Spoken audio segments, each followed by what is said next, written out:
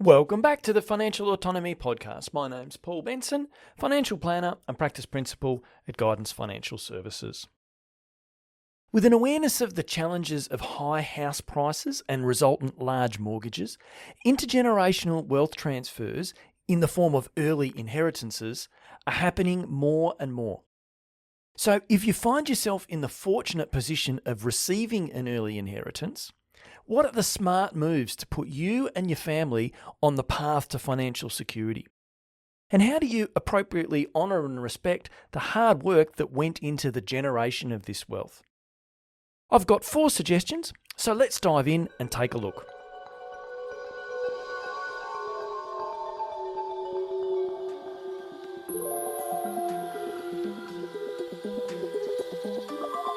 Number 1 is to determine your goals.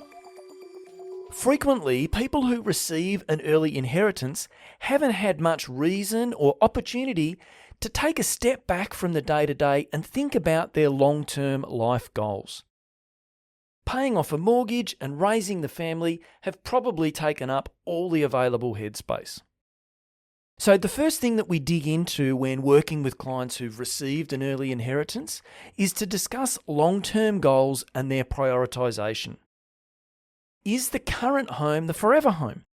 Is there something you've always hoped you could achieve but never found a way to make it possible? For instance, maybe buying a holiday house near the water. How much did you want to support your kids as they transition into the adult world? When did you want to retire? Maybe shifting from full-time to part-time is something that you'd like to be able to do at some point. These are the sort of goals that I see most commonly. All financial planning requires that clarity on your goals is the starting point. But whereas most people looking to discuss their retirement have at least given some thought to when that will be and perhaps what retirement might look like, frequently those receiving an early inheritance haven't done that reflection. So it's for this reason that thinking about your goals, that's the number 1 in our 4 essentials when receiving an early inheritance. Okay, number 2, clear debt. Paying off the mortgage is by far the most common thing I see happen upon receipt of an early inheritance. Indeed, frequently, the reason cited for providing the early inheritance gift in the first place is to help clear the mortgage. Owning your home outright is something that we'd all like. It removes a significant level of stress and also greatly reduces your cash flow needs, with the mortgage repayments having evaporated. Your consequent lower living costs give you far more options and flexibility in life. Paying off debt has the attraction of generating a guaranteed return, that being the interest expense that you would have otherwise incurred had you still had the loan.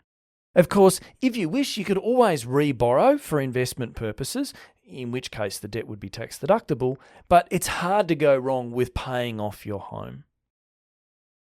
Item number 3 is to invest. Now, with the mortgage cleared, next cab off the rank is to think about investment. Perhaps that's within superannuation, or maybe it's outside. It depends on your particular goals.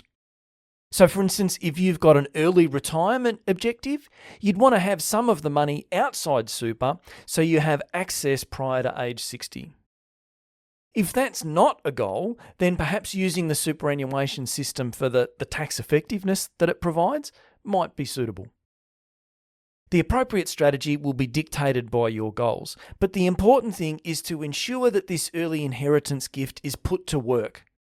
Past generations in your family have worked hard to accumulate this wealth, and it would be disrespectful to them to have it sitting in a bank account being eroded by inflation. The 4th and final consideration when managing your early inheritance is to think about how this might flow through to future generations. Australia is somewhat unusual in having no gifting or estate taxes, and so it's possible for financial security and wealth to compound across generations. In some cases, we have clients use some or all of an early inheritance to fund private school fees or pay university fees so that their children don't graduate with an enormous debt. Education is an investment with a high rate of return. If you've received this early inheritance at a phase in life where you're actually quite financially comfortable, perhaps you pass this gift through to the next generation immediately, either helping them get into the property market or even paying down their mortgage.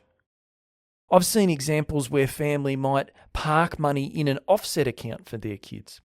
Their kids continue to pay the normal mortgage repayments, the money in the offset account meaning that far more of each repayment comes off the principal instead of going out in interest. In this way, access to the funds is retained for later in life should you need it, but there's no tax consequences and it's helping your kids along the journey. Early inheritance is a great idea for those that can afford them. With lifespans increasingly going into the 90s, inheritances upon death frequently don't flow through to the next generation until it's too late to have a meaningful impact. With good financial planning to ensure long-term financial security is locked in, an early inheritance can have a significant impact on the life of younger generations, and if well managed, that wealth can be compounded long into the future. All right, well, thanks for listening. If you need help with your financial planning, schedule an appointment via the guidance website. Until next time, bye for now.